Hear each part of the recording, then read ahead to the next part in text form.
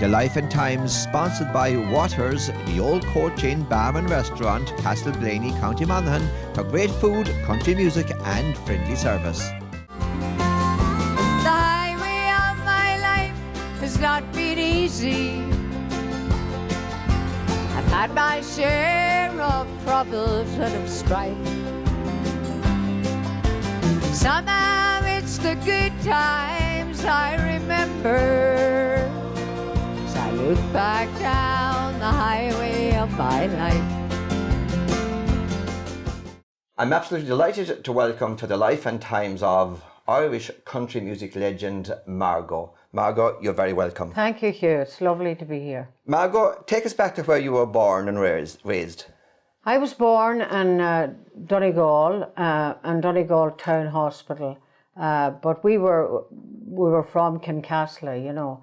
My mother was from an island off the northwest coast, and my father was from about 3 miles away from there, a little place called Burtonport. So I was born in Donegal and reared there. I spent a little bit of time as a child in Scotland with my mum and dad, but returned back to Donegal when I was 3. Right. And obviously you have many favourite childhood memories. What would be your favourite memory of all? I suppose there's dozens and dozens of memories, but we lived initially, when we came back to Kincastle, we lived in a 2-storey house. We only occupied the bottom part. But it was the memory of fishermen who weren't able to get home at weekends. You know, the sea would be rough or whatever.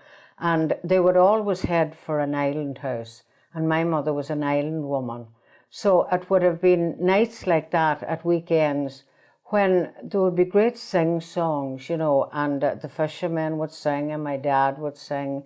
And as a young girl, I would sing the songs that my dad had taught me. So they were fabulous memories, and a lot of memories of the island as well, where my mother came from. Right. And who was the biggest influence in your childhood as you grew up, Margo? My father. Yeah. Why was that? He was just everything to me, my dad. I always say he hung the moon for me. And he was a great influence on me because I was very interested in music. I loved music of any description. And he knew all the old Irish ballads, and he would sing them to me, and he would teach them to me.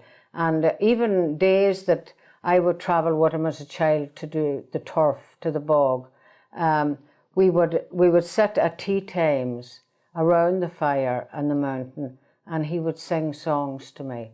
So he was a wonderful influence in my life as a child and as I grew up into a teenager. Right. So it would have to be my dad. How many brothers and sisters do you have? I have 3 brothers and 1 sister.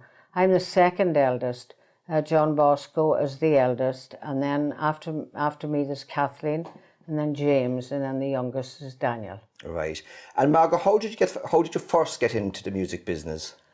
It would always have been known that I sang, you know, and my mother, although she never sang, she knew all of the Irish songs, Irish ballads, and her father, my grandfather, was born in Staten Island in New York, right, and came home as a young child. So we would have had a lot of family in America, and my mother would have got the old 78 records from there, and there was an old gramophone in the island house at my grandparents', and we would wind up the gramophone at night and listen to the records that were sent from America to my mom. So I was involved like that. My mother was mad about music, even though she couldn't sing. But then, of course, I was in the choir in the church, and it would have been known that I was able to sing. So in Lent that time, there was no dances. The dances would be stopped. And the keynote show band would get involved in a little amateur dramatics thing that they would put on, you know, in the parochial halls around the areas. And the intervals where they would be resetting the stage. From the age of 6 years of age, I would sing. I'd be the fill-in, you know. And I remember the first song that I sang on stage when I was 6 was up in Kincastle Hall in St. Mary's in Kincastle, and it was The Road by the River, which later on I went to record My second single it was, and it was a big hit for me. But that was the first song that I sang on stage in the hall at home. So that's really how I got started. That's how the Keynotes and me became very, very close. And of course, the members of the band would be all known to my mum and dad. So they would be all neighbours' children. Right, yeah. And tell me, Margo, who were your earliest musical influences in the business, either American or Irish, or who would you have more or less looked up to and followed when you were young and growing up? I really, we didn't have the mod cons, so I really only learned the Irish songs from my dad. And my mom knew the words of all the, the American folky stuff. So I would have learned them off the records, the old 78s. And then when I later joined the Keynotes, I was over in Glasgow with them during an Easter holiday from school. And I remember we went to a place called the Barrowland in Glasgow on the Saturday. Con Boyle, the owner of the Keynotes, he took me there. And I remember over the tannoy, it was called the Barrows in Glasgow, and it was always where there would be a load of big barrows and small barrows. It was like a market that took place in Glasgow on a Saturday and a Sunday. Right. So I remember walking along there and hearing the voice of, to me it was an angel. And I remember stopping and going up to the man and saying, "Who's that singing?" And he says, "That's Patsy Cline." All right. And I remember that was she had just been killed at the time. Right. But I remember I bought two of her records, and on those records were "Dear God" and "The Eyes of a Child." And I remember going back to where I was staying and putting those records on, and I was captivated by the voice of Patsy Cline. Right. Yeah. So she would have been the first country record I So ever what bought. would be your most treasured possession? I suppose it would have to be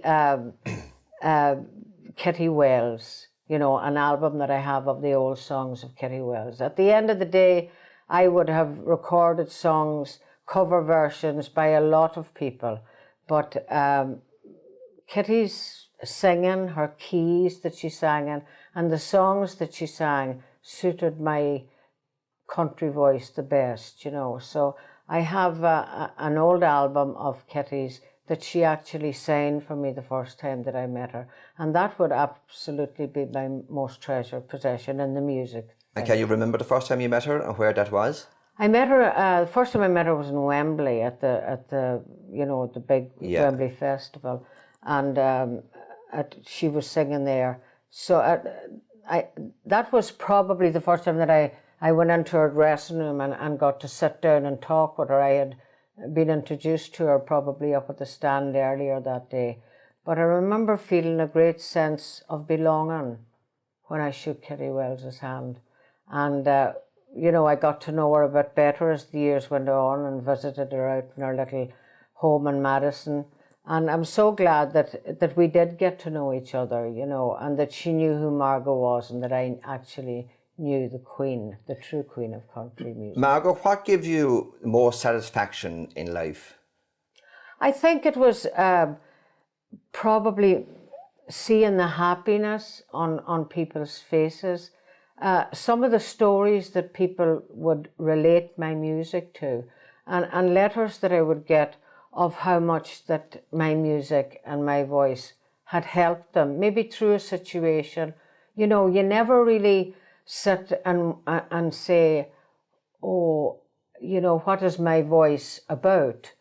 I wouldn't do that, but in latter years, since I've stopped touring, one of the last things I would do at night is I would say, "Thank you, God, for the voice you gave me," and that it could help to heal some wounds in other people. That would be very, very special. Right. Margo, I know you've had many highlights in your career. What has been the highlight of your career to date, would you say? One highlight that really stands out? When I got sick about 16 years ago, I developed a blood disorder, and I went out to San Giovanni in Italy to the birthplace of Padre Pio. And there was a pilgrimage there that time from Tipperary, and they heard that I was with another group of people, And there was a mass in the church where Padre Pio said his last mass.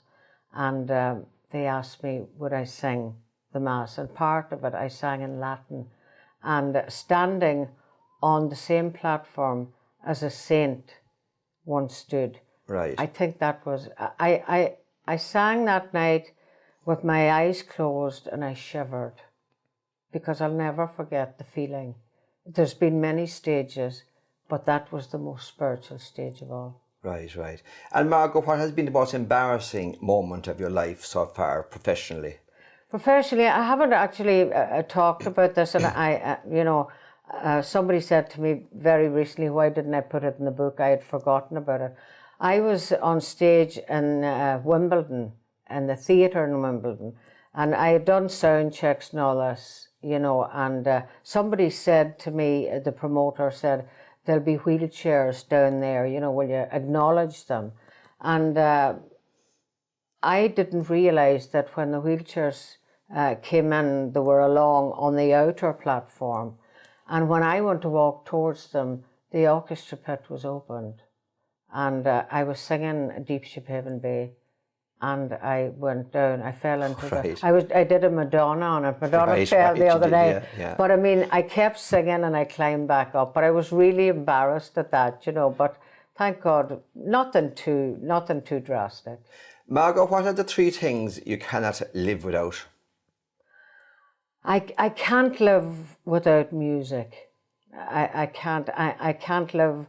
I find it a great comfort, my music, and that I can sing and make people's lives more fulfilled.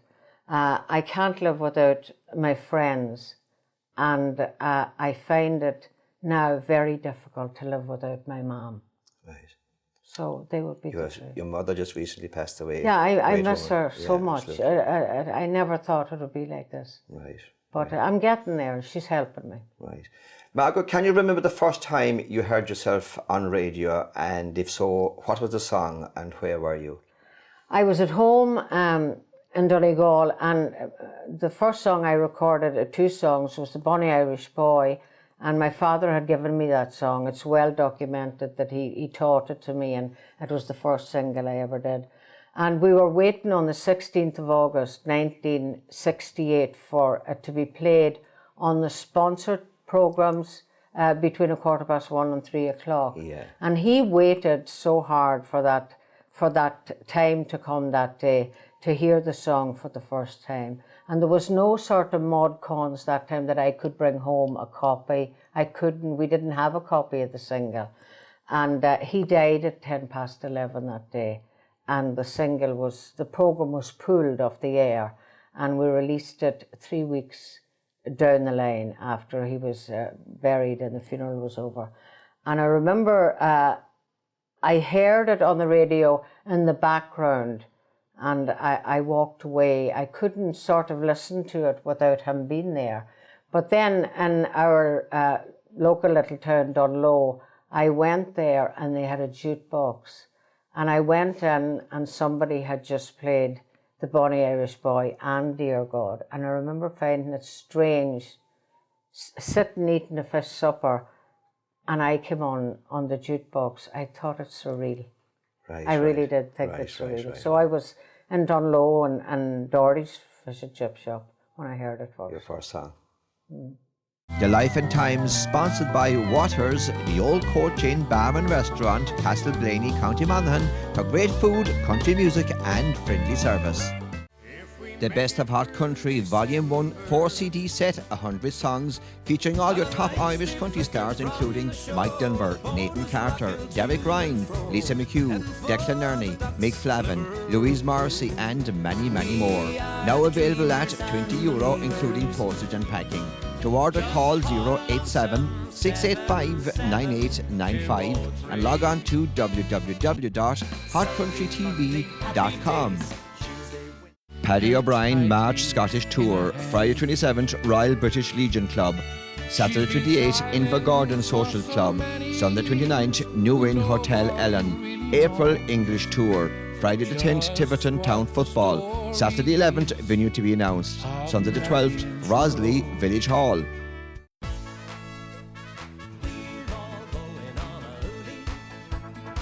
It's the Hooli in the Sun. In the Costa de Luz, Spain, September 26th to October 3rd. Join me, Declan Nerney, with my guests Brendan Shine, Louise Morrissey, Susan McCann, Big Chief, Mick Flavin, Patrick Feeney and many, many more. Don't miss the Hooli of Hoolies, September 26th to October 3rd. For bookings, Dempsey's Travel Trip. To book Paul Kelly and band, call 077 889 01949 or 085 777 3353 www.paulkellymusic.com. A 1 hour TV special, The Brandon McPhee Show, featuring traditional Scottish and country music. Sky Television 266, Freesat 157 and free-to-air Bonanza. Please tune in. Join us on Tuesday, April the 28th at the Mullingar Park Hotel for our Hot Country Awards concert featuring a host of Ireland's top country stars including Nathan Carter, Mike Denver, Lisa McHugh, Derek Ryan, Johnny Brady, Lee Matthews, Margo, Philomena Begley and many, many more. Tickets €25 per person, now available from hotel reception and from various outlets throughout Ireland. See you on April the 28th at the Mullingar Park Hotel. Introducing Stephen Walker's new 14-track album, The Lone Ranger. Now available in all good record shops and mail-order companies in Ireland and the UK. For bookings call 00353 87 468 7236. Join Stephen Walker for his 14-track CD launch at the Ellingham Arms Hotel, Bundoran on Friday the 27th of March next with guests Paul Kelly, Lisa McCrory, Alana Maher and Vincy Wormsley. Admission €10, show 10 p.m, bed and breakfast and admission only €40 per person sharing. The Life and Times sponsored by Waters, the Old Court Chain Bar and Restaurant, Castleblaney, County Monaghan, for great food, country music and friendly service. This is another of the old standards. It's snowing out there in the gloaming. I've sat here and watched it all night. The kids will be thrilled when they waken and look at the fields deep and white. But the snow makes me think of my darling, for he hated the snow and the cold. Now he lies in a grave here in Ireland with the headstone that's just 1 year old. Won't you please make the winter go quick, Lord, so the flowers around him can grow.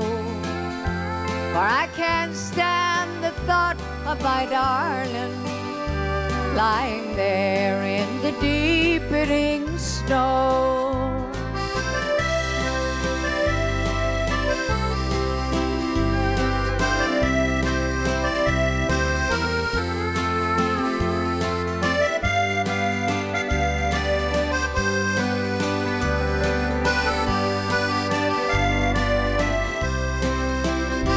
Little Jimmy climbs up on my knee now, saying, Mommy, what causes the snow?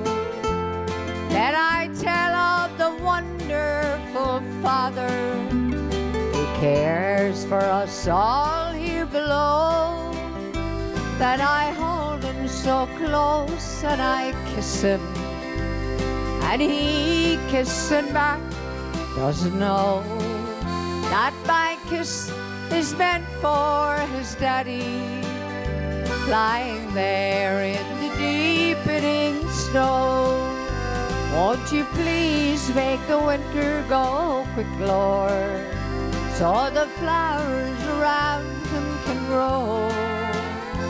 For I can't stand the thought of my darling lying there in the deepening snow. No, I can't stand the thought of my darling out there in the deepening snow. Margo, what is your favourite song that you have recorded? Do you have a favourite song of all your recordings? I have a lot. I have a lot of favorite songs, you know, but I probably the song that I love most of all probably would be the Bonny Irish Boy, and it's the first one I ever did. But I sing a song that I always relate to my mom, and she loved it. She used to say to me, if you're ever singing a song for me, let it be Patches in Heaven. All right. So those two, but a lot of my songs are favourites, but they would be two I'd pick out. Right. And Margo, what's your all-time favourite country song by any singer, and why would you have that favourite? Probably my Tennessee Mountain Home by Dolly, but Right. only Dolly. I don't think that anybody can sing that quite like her. I mean, she wrote it, and I think the feeling that Dolly puts into that song, nobody else could ever come close. And I listened to that song a lot when I first heard it, so I think that would be my all-time favourite song. Of course, you've met Dolly Parton a number of times. You've been to Nashville a number of times. Can you tell me the first time you went to Nashville and what you remember about that? When I went to Nashville first, I met a lot of the grand ladies of the opera, you know, and I had done cover versions of a lot of their stuff. And I was very friendly with Liz Anderson, who's the mother of Lynn Anderson. And she's a great writer, wrote a lot of songs for Merle Haggard and wrote The Fugitive, and From Now On, All My Friends Are Going to Be Strangers. Became very friendly with her and Casey. And I had met a lot of the women singers at Wembley during the years that Right. the Wembley Festival was on. So I was very friendly and still am to this day with Jean Shepherd, Skeeter Davis, Jeannie Pruitt, John Howard, people like that. But when I went to Nashville first, that would have been the ring of people that I would have spent time with. And I went out to visit Kitty Wells. But when I went to spend time with Dolly was after I had got ill, and Dolly and I recorded that time together. We had a photo shoot done, and that was surreal. Right. I remember being out in Franklin and Jeannie Pruitt's home one day. We had gone for a meal, and the next day I was going to have a photo shoot done with Dolly, and the recording was going to come later on. And Skeeter Davis said to me, "What are you doing tomorrow, Margo?" And I said, "I'm getting a photo shoot done with Dolly, and we're recording." And one of them looked at the other and they thought it very strange. And God rest Tony Lockman, he was doing bookings for me at the time, and he had called me that morning in Nashville to ask me what was I doing, and I told him I was getting ready to go out to meet Dolly. And he said to me, "You know, daughter," he said, "why don't you go over to Music Row and buy a photograph of Dolly?" And he says, "I'll superimpose your face on it, because Right. that won't happen." So the minute I got the photos, I FedExed them here to Tony to make Right. sure that he knew that. And I did meet Dolly, and it was sort of not heard of too much.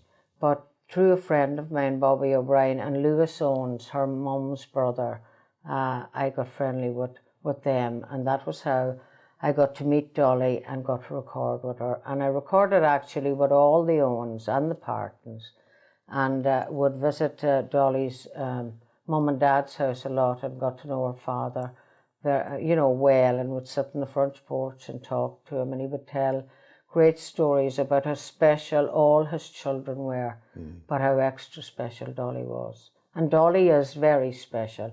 When Dolly Parton says she'll do something for you, it's an honour, and she lives up to her word. Now, I'm not on the phone to Dolly, or I would still have to make a phone call if I wanted to get something from her, but we're not pals in one another's ears. But anything that she ever said she'd do for me, she has done it, and they've been wonderful. So I had great times with her. Margo, going back to when you began your career, can you remember the first professional night you played with your band, and where did that take place? And can you remember your band members, who they were? Yes. That must be a very nostalgia time going Yes, back the first night that I sang with the Keynotes was in Ardra in County Donegal, and it was absolutely unreal for me. My mom came with me. I had a little dress on me. I wasn't quite 13 years of age.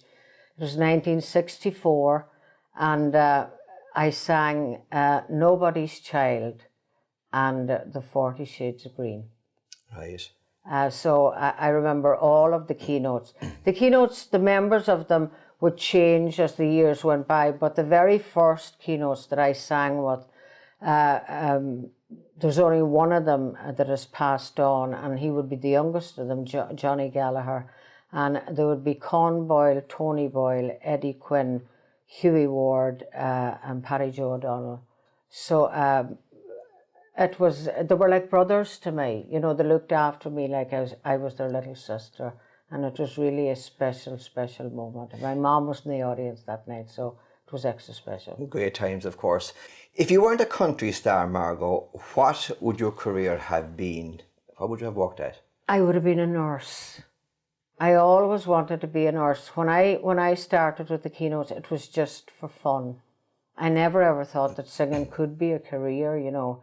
And I wanted to finish school, be a nurse, and get married and have 3 or 4 children. That was my dream. And that dream was totally smashed the day my dad died. We didn't, I was the second eldest, and I had a way of earning a couple of pounds, you know. My brother John was working part-time in Dunlow at the time in a shop. And there was just John and I, but I had recorded my first record at the time, and people were starting to take notice of the voice.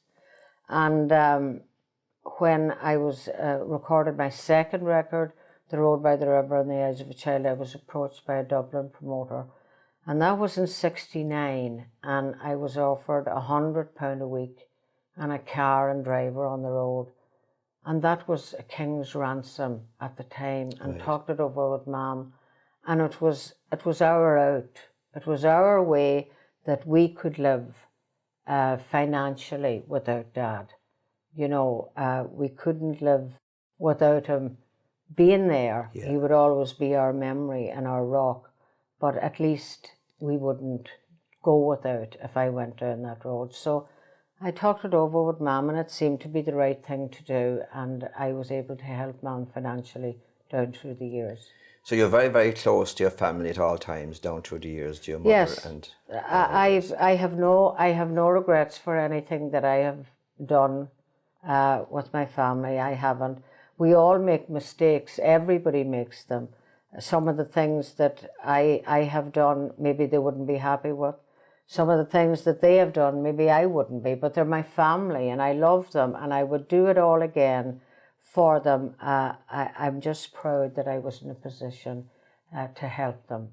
The Life and Times, sponsored by Waters, the Old Court Chain Bar and Restaurant, Castleblaney, County Monaghan, for great food, country music and friendly service. The Best of Hot Country Volume 1 4-CD set, 100 songs, featuring all your top Irish country stars including Mike Dunbar, Nathan Carter, Derek Ryan, Lisa McHugh, Declan Nerney, Mick Flavin, Louise Morrissey and many, many more. Now available at €20 including postage and packing.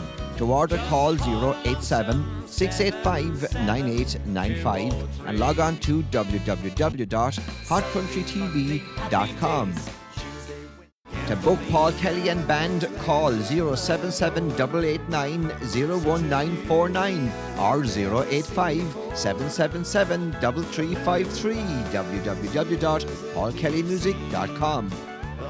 A 1-hour TV special, The Brandon McPhee Show, featuring traditional Scottish and country music. Sky Television 266, Freesat 157 and free-to-air Bonanza. Please tune in. Paddy O'Brien March Scottish Tour, Friday 27th, Royal British Legion Club. Saturday 28th, Invergordon Social Club. Sunday 29th, New Inn Hotel Ellen. April English Tour. Friday the 10th, Tiverton Town Football. Saturday 11th, venue to be announced. Sunday the 12th, Rosley Village Hall. Join us on Tuesday, April the 28th at the Mullingar Park Hotel for our Hot Country Awards concert featuring a host of Ireland's top country stars including Nathan Carter, Mike Denver, Lisa McHugh, Derek Ryan, Johnny Brady, Lee Matthews, Margo, Philomena Begley and many, many more. Tickets €25 per person, now available from hotel reception and from various outlets throughout Ireland. See you on April the 28th at the Mullingar Park Hotel. See Mike Denver in concert with special guest Caitlin. Tuesday the 21st of April at the Ryan Centre Stranraer, Wednesday the 22nd at the Palace Theatre Kilmarnock, Thursday the 23rd at the Volunteer Hall Gala Shields and Sunday the 26th of April at the Town Hall in Falkirk. Full details from Pine Tree Promotions on 01776 705 150. Introducing Stephen Walker's new 14-track album, The Lone Ranger. Now available in all good record shops and mail-order companies in Ireland and the UK. For bookings call 00353 87 468 7236. Join the new king of country music, Derek Ryan, from Thursday the 16th to Sunday 26th of April throughout the UK. Starting in the Pyramid Theatre in Warrington, Leeds Irish Centre, the Circus Tavern in Purfleet, the Harlequin Theatre in Redhill, the Pavilion Hall in Worthing, the Sundial Theatre in Cirencester, the Pier House in Westward Ho Biddyford, the Marine Hall in Fleetwood, Birmingham Irish Centre and the Princess Theatre in Hunstanton. Tickets are on sale from all venues with further information available from DerekRyanMusic.com. The Life and Times, sponsored by Waters, the Old Court Chain Bar and Restaurant, Castleblaney, County Monaghan, for great food, country music and friendly service.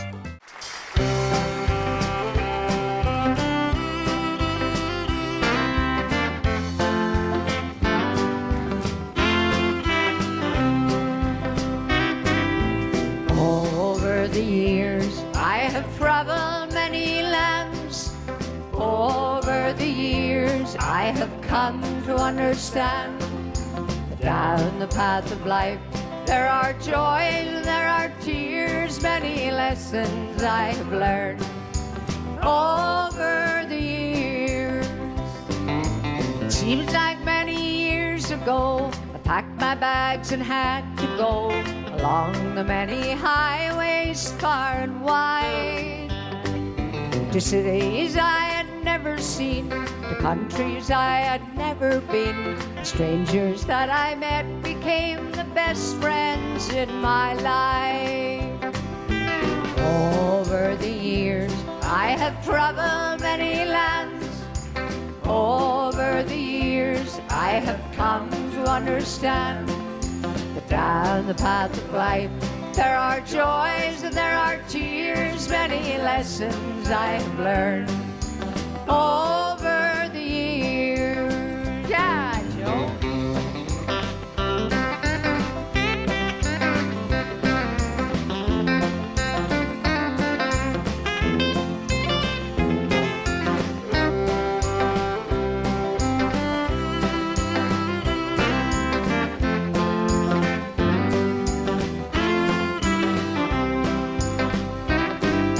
Planes with silver wings have taken me so far away, to places of rare beauty, neon lights as bright as day. But even with good friends around, when I'm all alone, constantly my mind returns to loved ones and a home. Over the years, I have traveled many lands. Over the years, I have come to understand that down the path of life, there are joys and there are tears, many lessons I have learned over the years. Over the years, I have traveled many lands. Over the years, I have come to understand that down the path of life, there are joys and there are tears, many lessons I have learned over the years.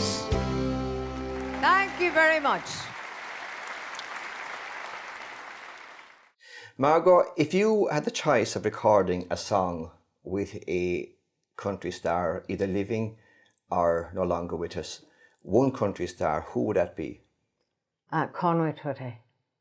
Why Conway? I just thought he was the greatest singer ever I heard. I loved George Jones and Merle Haggard, but Conway, oh, he was just something else. And of course, I always regret not having recorded with Kitty, because I could have, but I didn't, Kitty Wells.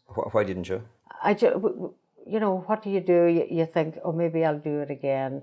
And it was something that I just, Yes, there are people in this life, that you think will go on forever. Yeah. And it was only when I heard Kitty was dead that I thought, God, why didn't I record with Kitty Wells? I was reaching out to places that maybe I would have been more in tune with if I sang with Kitty. Right. But I didn't do it, and I regret it, but it's past. And do you like going into the recording studio?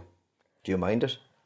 I don't mind it now. I suppose I was always fearful of recording, but now I suppose I'm not competing anymore. Right. I'm not out touring. This year has been a very special year from September last until this September 2015. I'll finish my 50th year, and I'm taking a step back. I only went back and did some concert this year for the 50th year, and to celebrate them in the different provinces, and I went to them all. I have about 2 or 3 more shows to do, and I never would use the word retire. That's something a singer doesn't do, or an actor maybe doesn't do, but I always feel that when I came into this world, God gave me this. I didn't train for this. It doesn't seem like a job. It was never a job. I love doing it, and but it gave me a living, and it helped my family tremendously. Helped my mum when she needed it more than ever, and I would never ever use the word retire. I suppose wherever Margo, and I sometimes look at Margaret O'Donnell and Margo as 2 separate people. Right. But in writing the book, I found that I was watching Margo take care of Margaret and vice versa. Margaret is very proud of Margo, and Margo's very proud of the person who is Margaret O'Donnell. So I really do think that no matter when Margo steps in somewhere and is asked to sing, it is her bound duty to do so. And speaking of the concerts, Margo, each and every one of them had been hugely successful. You also do a lot of work for charity, and you've worked for charities that you do a lot of work for. I like the charity. I started working for the Third World Charities with the St. Patrick's Fathers in Chicago 6 years ago, and I did that for 6 years.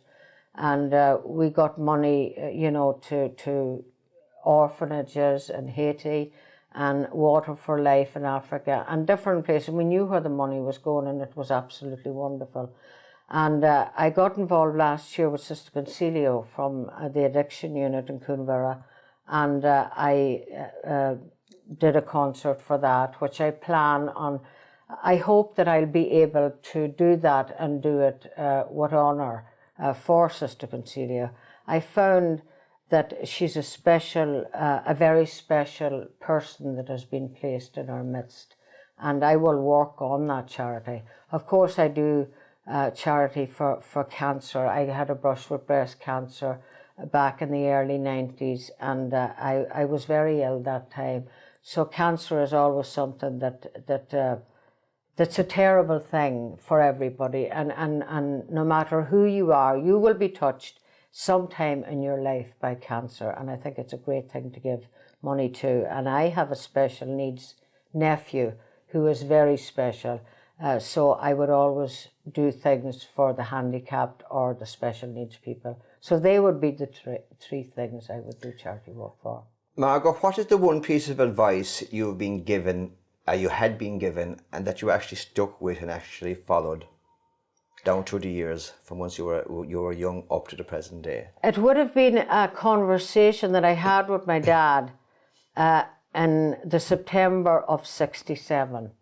I was at the potato picking in Scotland, like a lot, tatty hookers we were, and people went from West Mayo, North Kerry, and Donegal, being very close to Scotland, they would have gone in gangs over there and picked potatoes all up the Renfrewshire coast and down to the borders of England, to Kelso. And I was going back to school, so I had to leave the squad earlier than the rest of them. And my father came and picked me up and brought me to my aunts in Edinburgh and my uncles in Perth. And I remember we were going on the train across the Fort Road Bridge, and we were sitting in the little cabin, and he talked to me about life, Right. and about how I would meet people of different religions, but because they weren't of my religion, there was nothing wrong with them, and to respect them. And no matter what you have, he said, don't ever change and think you're better than the other person. And I always remember that, maybe more so when he passed away. And I always said, I will always be nice to people, you know, because you never know when you're going to meet those people again, and it's easy to be nice. You were obviously very, very close to your father, and he passed away very young, did he? Yeah, he was just 48, coming 49. And he wasn't ill. You know, he worked right up until that year.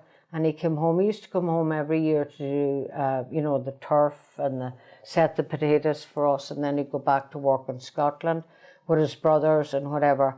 But he came home that year, and he was going to do a little bit of work at home with fencing and that.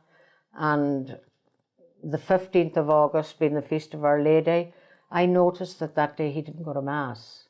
And he was a very spiritual man. He also had a cure. He was the seventh son. And children that time wouldn't be up at night, or you weren't allowed to take part in adult conversation. So John, my eldest brother, and me, and my sister Kathleen, we would have noticed people coming to him, but we never knew what it was about, you know. Yeah. But he seemed to kind of talk to me on the day that he died very much as if he was going away. And I was singing that night, the 15th of August, in Fintown Hall. And I remember spending a lot of that day with him, the 15th of August. And I sang, and he sang actually 2 songs for me that day. He sang, When the Fields Are White with Daisies, I'll Return, and A Mother's Last Goodbye.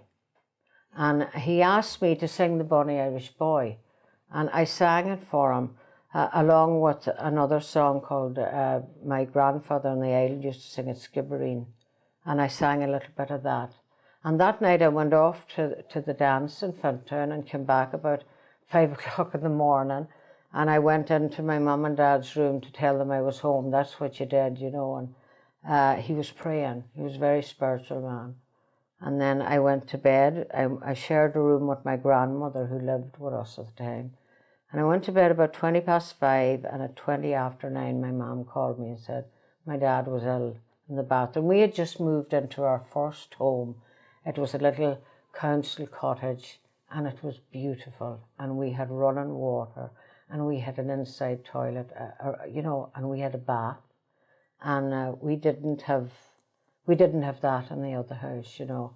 Our toilet was down in the garden just across the road, you know. And he was in the bathroom, and when I went in, he was pretty breathless. And I ran to the village. We had no phones. There wasn't phones in houses. Then the doctor had a phone, the priest had a phone, and maybe people that had businesses had phones, but we hadn't. And I ran to the post office to phone the doctor, and eventually Dad was brought to Dunlow, our little local hospital, to be later brought on to Letterkenny for an x-ray. And I was just getting ready to go with him on the ambulance. But he just got to Dunlow and asked to see the priest, and before I could get there, he had passed away. Do you believe you'll meet him again? I hope so. I do believe I will meet my Mom and Dad. I don't think I could go on if I thought I couldn't meet them again. And it was funny, the last name my mom called out the morning that she died last May, she said that she saw my father. And I had already told her earlier, 10 hours earlier, I said to her, all of them have partners, but I have no one, only you. I said, but I don't want you to suffer, and I want you to go to Dad, and he'll come for you. And it was amazing that she called out his name just before she passed away. The Life and Times, sponsored by Waters, the Old Court Chain Bar and Restaurant, Castleblaney, County Monaghan, for great food, country music and friendly service.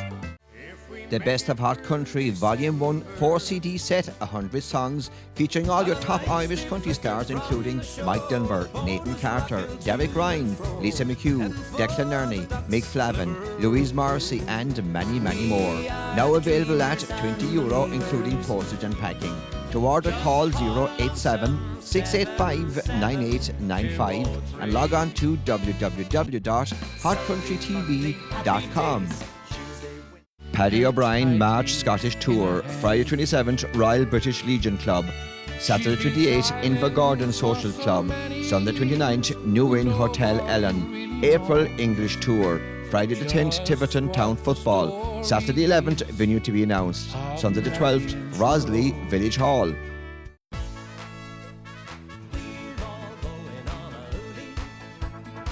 It's the Hoolie in the Sun. In the Costa de Luz, Spain, September 26th to October 3rd. Join me, Declan Nerney, with my guest Brendan Shine, Louise Morrissey, Susan McCann, Big Chief, Mick Flavin, Patrick Feeney and many, many more. Don't miss the Hoolie of Hoolies, September 26th to October 3rd. For bookings, Dempsey's Travel Trim.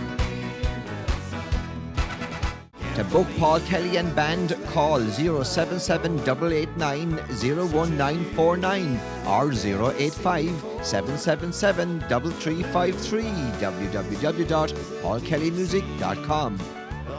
A 1-hour TV special, The Brandon McPhee Show, featuring traditional Scottish and country music. Sky Television 266, Freesat 157 and free-to-air Bonanza. Please tune in.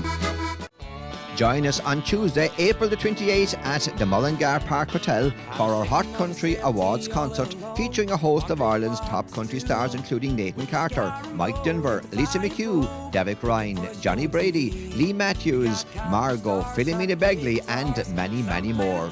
Tickets €25 per person, now available from hotel reception and from various outlets throughout Ireland. See you on April the 28th at the Mullingar Park Hotel. Introducing Stephen Walker's new 14-track album, The Lone Ranger. Now available in all good record shops and mail-order companies in Ireland and the UK. For bookings, call 00353 87 468 7236. Join Stephen Walker for his 14-track CD launch at the Allingham Arms Hotel, Bundoran on Friday the 27th of March next with guests Paul Kelly, Lisa McCrory, Alana Maher and Vincy Wormsley. Admission €10, show 10 p.m, bed and breakfast and admission only €40 per person sharing. The Life and Times, sponsored by Waters, the Old Court Chain Bar and Restaurant, Castleblaney, County Monaghan, for great food, country music and friendly service.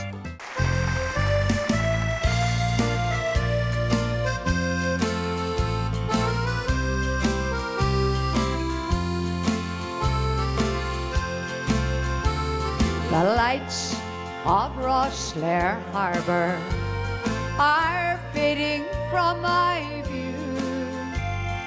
Alone on board the ferry as I sail away from you.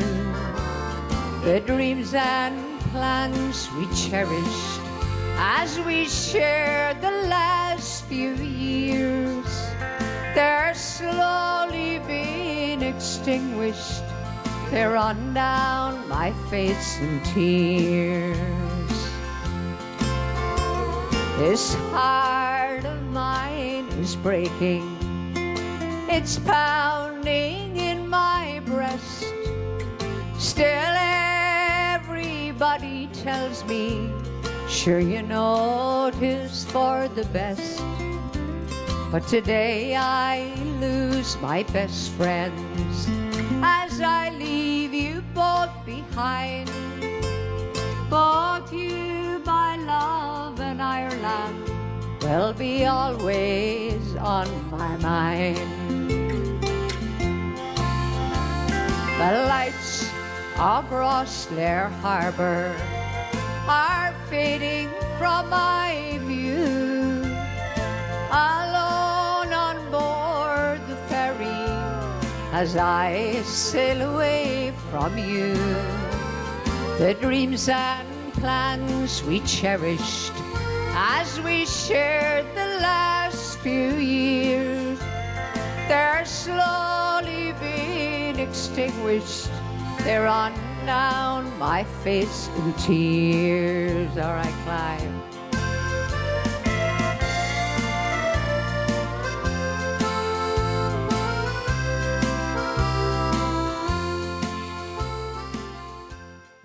Margo, what advice would you give to new artists starting out in the music business now? Yeah, it would be pretty, it's hard. It's hard to know. I take a great interest in all the new acts. I make sure that I get to hear them. The only thing that I must say about a lot of them, there are a lot of them very samey.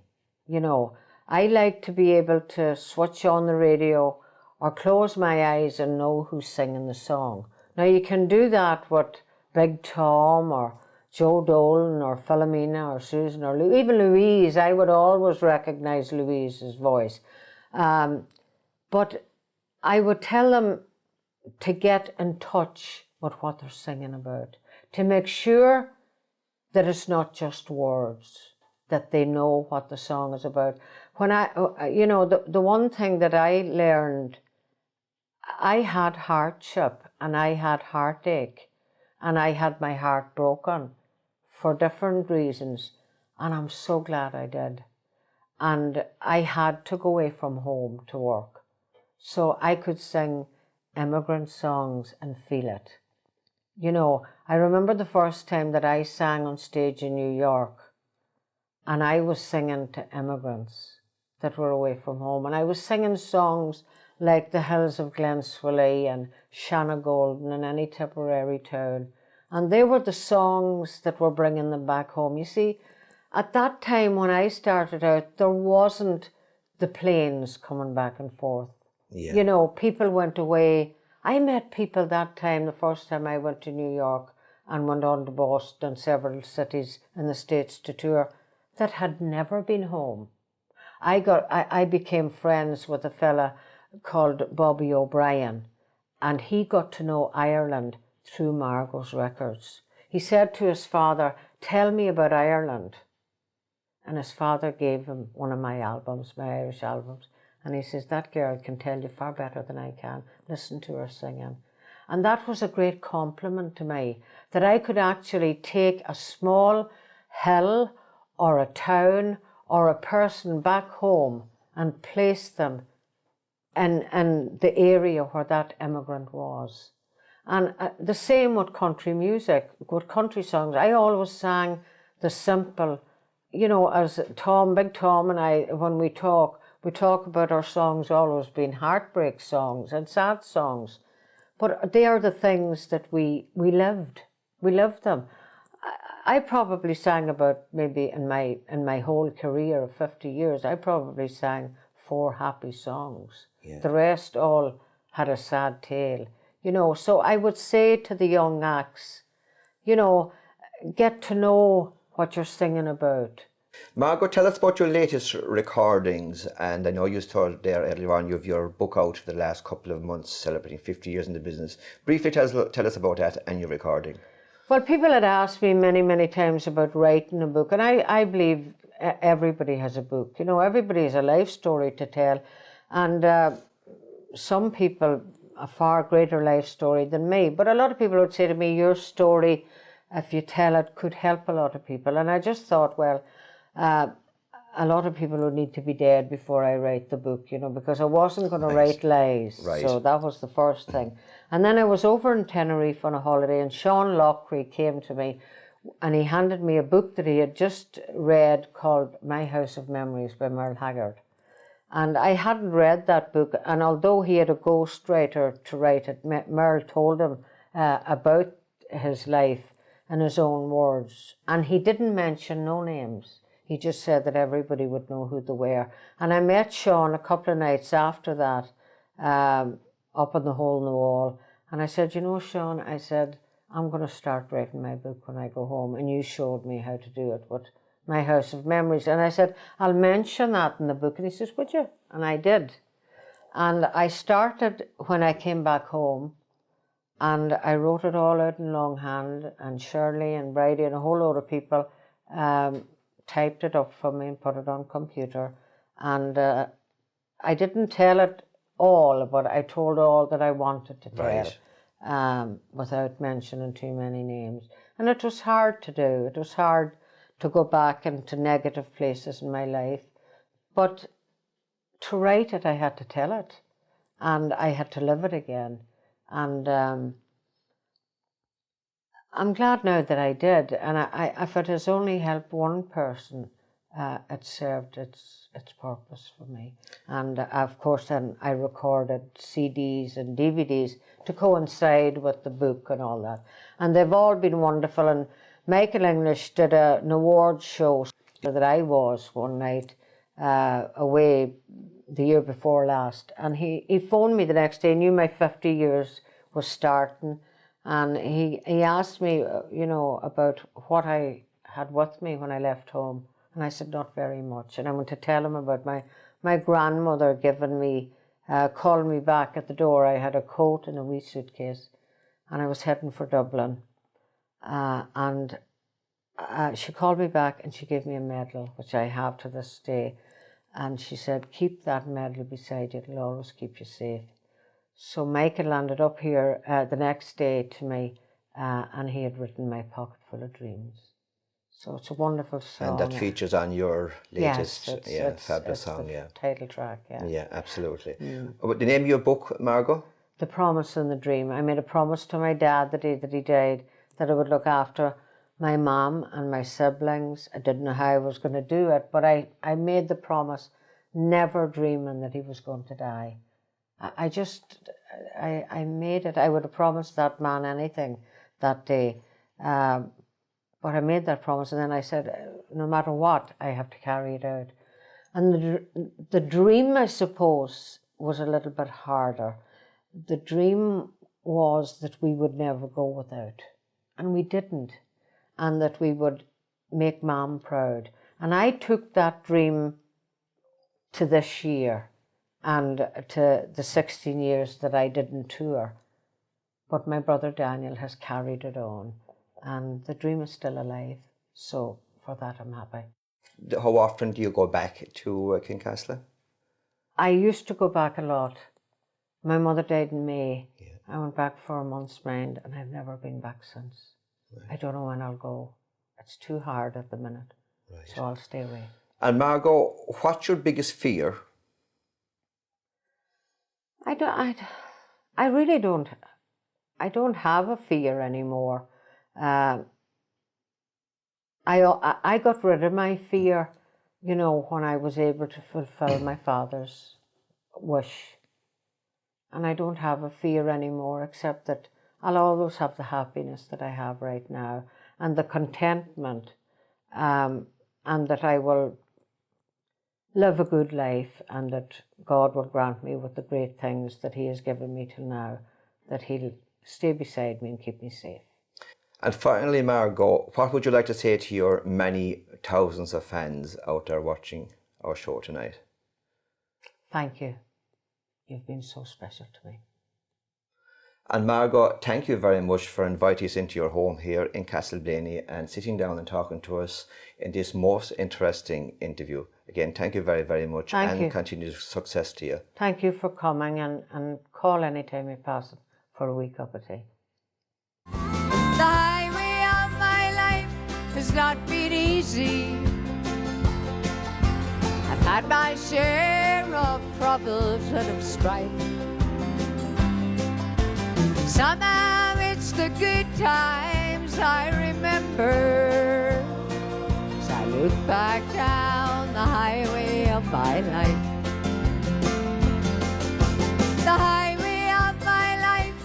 not been easy.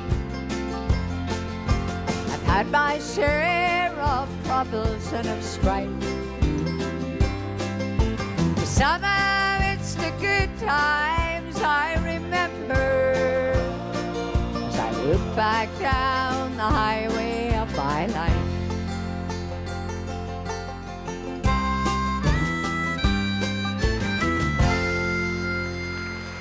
Thank you.